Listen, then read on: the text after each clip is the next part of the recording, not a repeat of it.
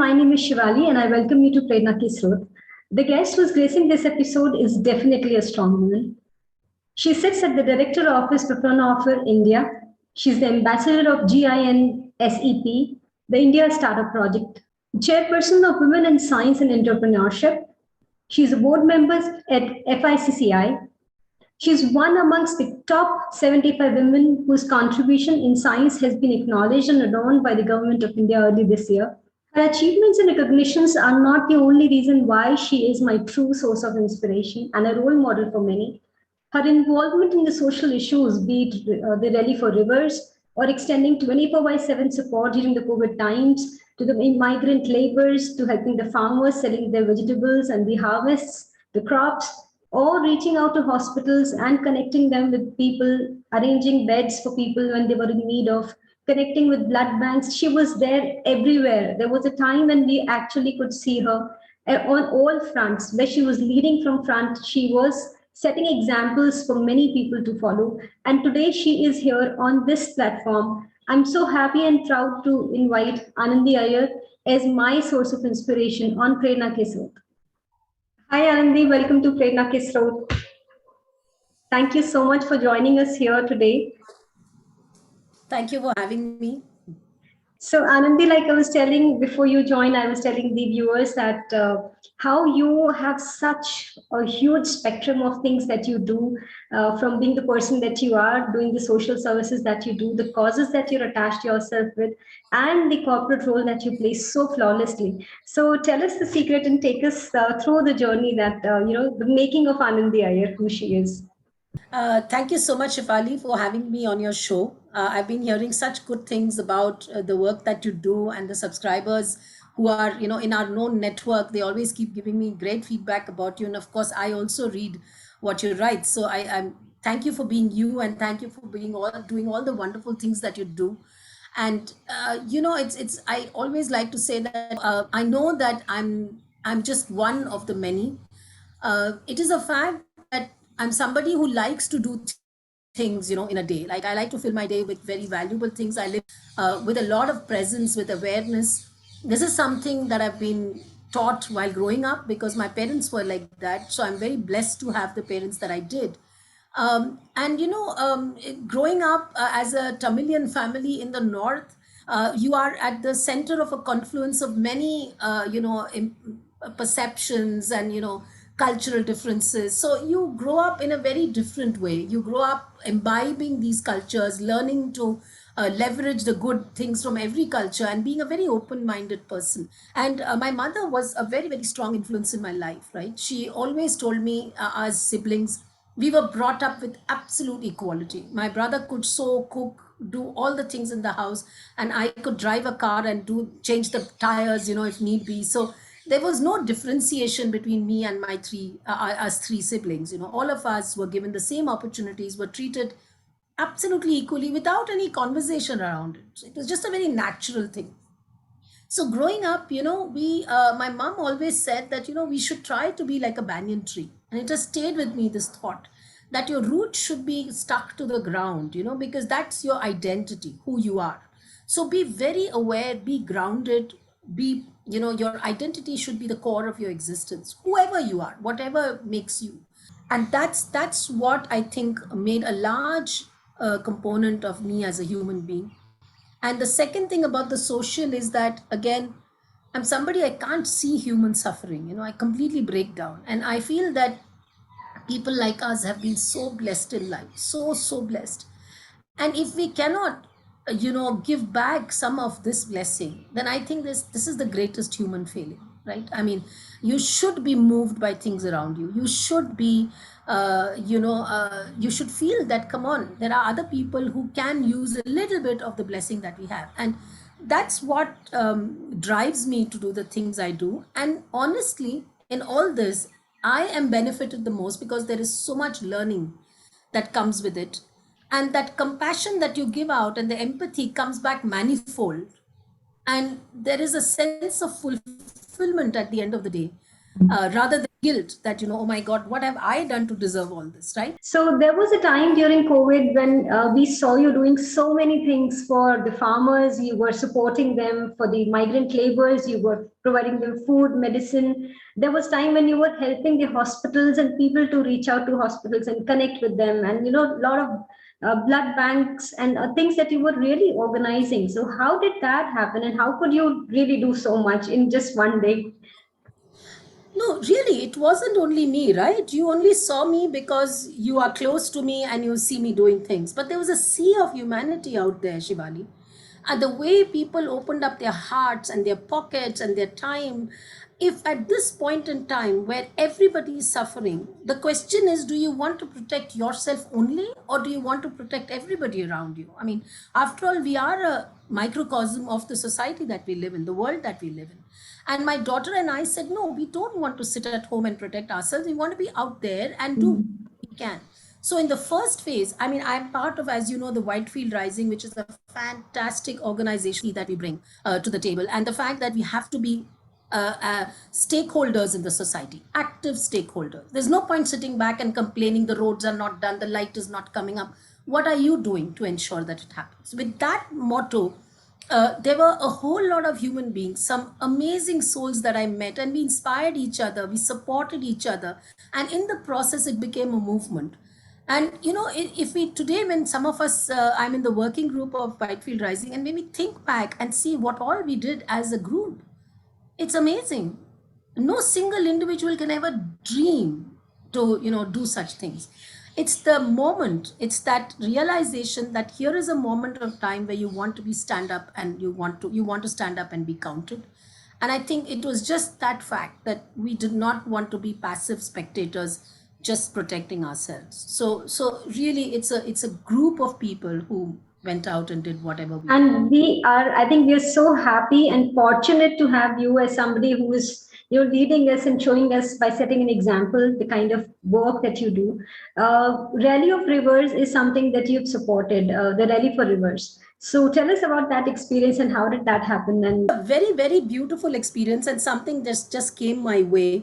Sadhguru had started this movement of protecting water, which is only spiritual, because coming from a spiritual organization, there may be sections of society which may not take it very seriously, but we want to really encourage everybody to think more about the water, that it's not just coming from the tap at home, but there is a source, and water has memory. And so you really have to think about how you want to deal with this topic. It affects every human being's life and the planet as a whole. Do you want a sustainable planet which you hand over to generations to come? And he said that I want this to be a technical document. I do not want it to be a spiritual movement only. And that was the beautiful thing about it, that it came from a spiritual source with a lot of awareness, consciousness, but it also, combined with the technical knowledge and practicable things that you can do to make that difference. And so the team contacted me, and since Fraunhofer, my organization, does a lot of work around water, we have set up water innovation hubs in Coimbatore, Kochi, Sholapur. Next, we are doing in Jodhpur. So they asked me to participate, and I was asked to moderate a session of 25 leaders and experts from various fields: geology, agriculture, everything that is around water. And we came up with a document that was very clearly technical, which said, what can we do to ensure that we take these steps? And it is an imperative. There's no choice around it, right?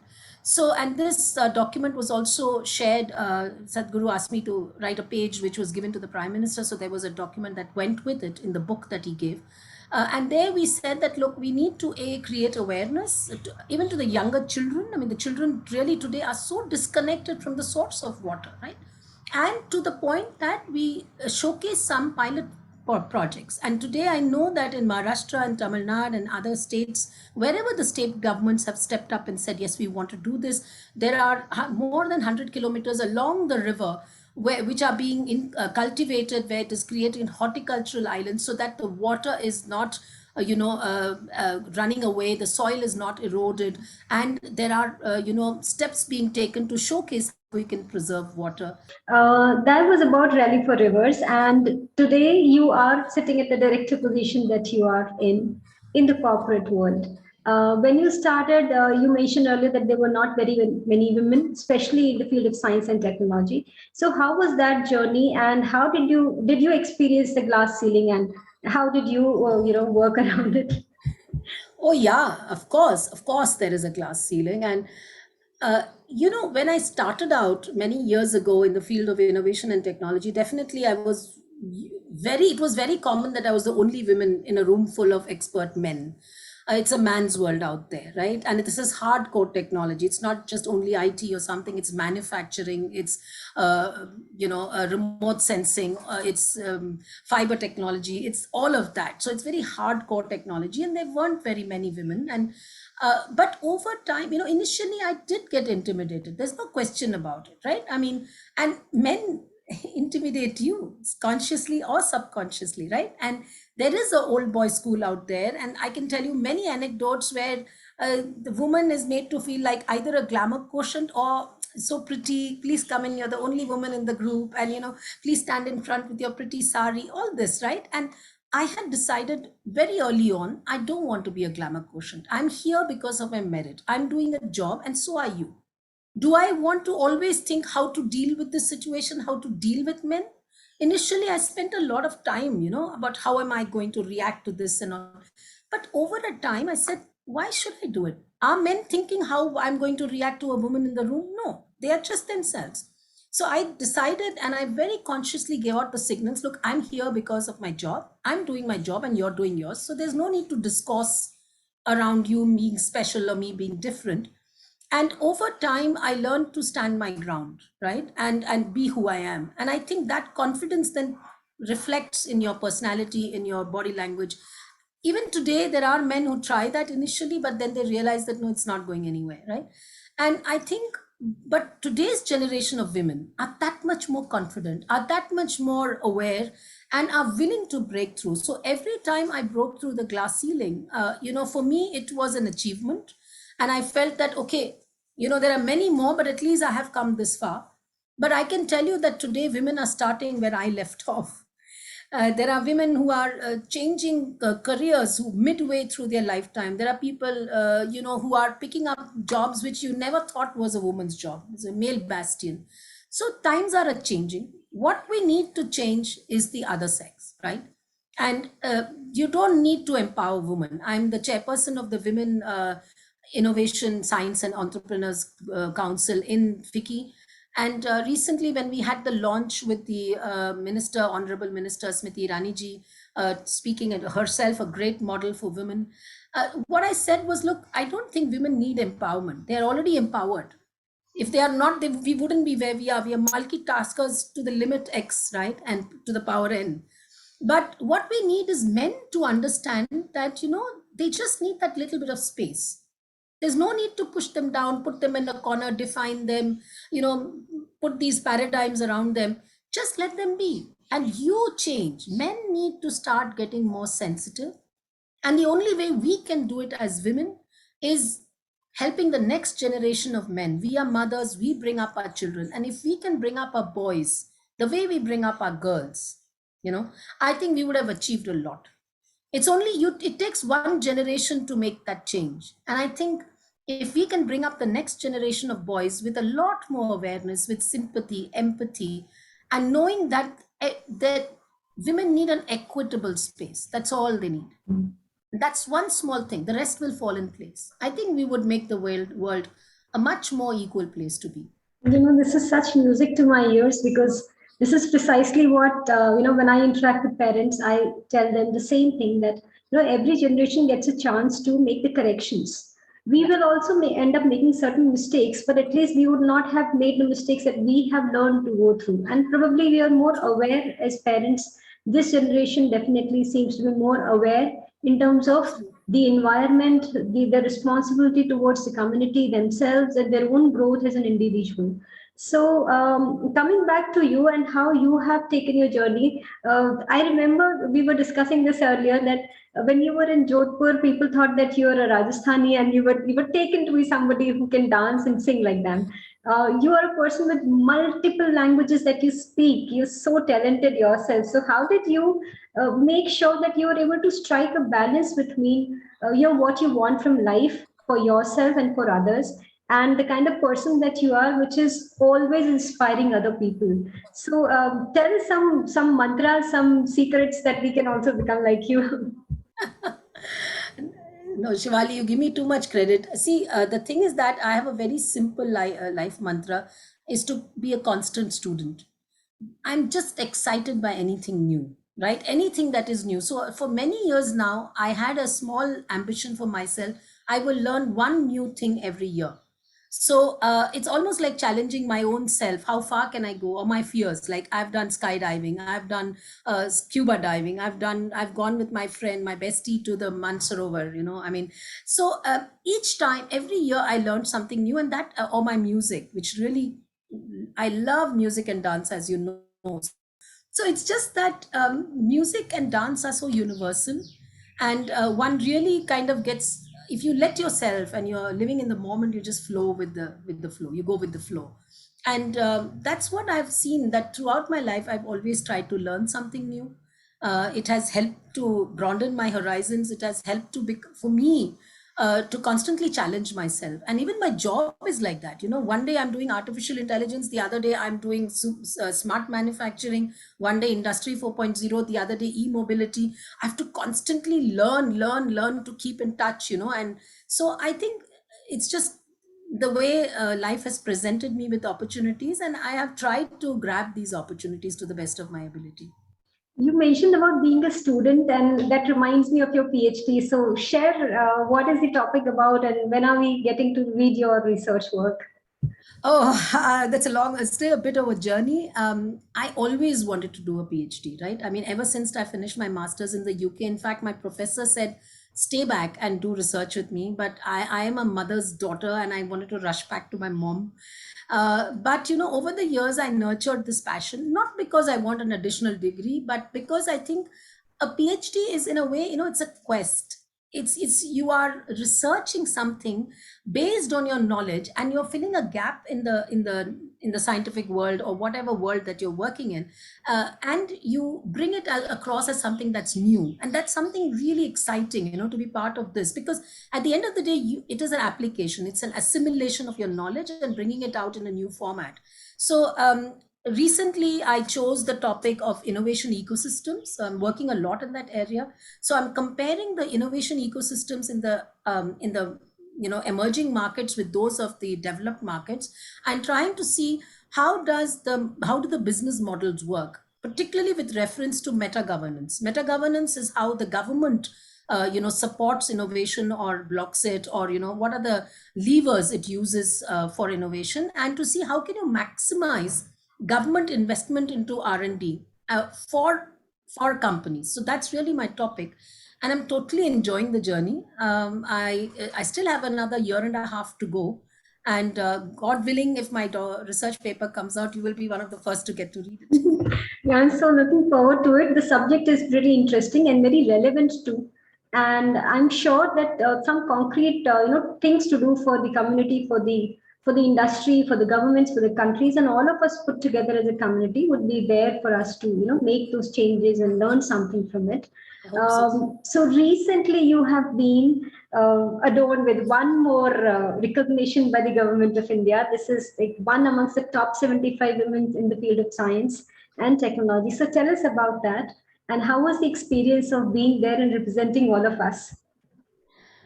Yeah, I was as surprised as anybody else, because it was over a month ago that an organization called Red Dot, which is a UN, which is an NGO, which does a lot of such surveys, was commissioned by the government of India and the British High Commission to identify 75 top women in STEM, as it's called, or STEAM, in India. And they reached out to me and said, you have been nominated, and but there are many nominations, so we need to kind of filter that to the top 75, and we would like you to fill out this form. It had about 10 pages of all questions around what has been my body of work, why have I done what I did, what has been my motto in life, how am I ensuring sustainability, what am I doing for science and technology, and several such questions, right? And some of them pretty made me sit down and think, right? So well, I just filled it up and I said, there are so many deserving women out there, and I'm one of those, and well, whatever, right? And a month later, on the 3rd of March, actually, one of my friends sent me this picture of the 75 women, and the second name is Anandi Iyer, and she had underlined it and said, hey, Anandi, is this you? And I said, oh my God, yeah. I was like, okay, I don't know what I've done to deserve this, but it's a very fulfilling and humbling moment. And it's a beautiful thing because after that, they reached out to me and they are in the process of putting a book and a video on these 75 women. And I'm in some great company, so it's very interesting to see the other women too. We've formed a WhatsApp group now, and they will be bringing out this book and video around the August 15th, because this is in honor of the 75 years of Indian independence. And they also want us, more importantly, the most beautiful part is that they want us to engage with young women, girls in colleges, etc., to talk to them about STEM, to encourage them, to kind of mentor them and inspire them. And this is the process that I'm really looking forward to, because I love talking to young girls. Their enthusiasm rubs off on me. So yeah, it's a very beautiful project, and I'm so happy to be part of it. And I think it's a personal, privilege for me that I could have you on this show first. And we're talking about this where we inspire people. And truly, you are the role model for a lot of people who are around us. And I thank you from Prerna Ke Srot for joining us today.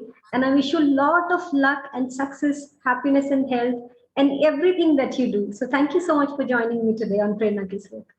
Shivali, it's my pleasure, and thank you for honoring me with this. And I think if I can reach out to a lot more women, and women can reach out to us, like I always say, women need to support women.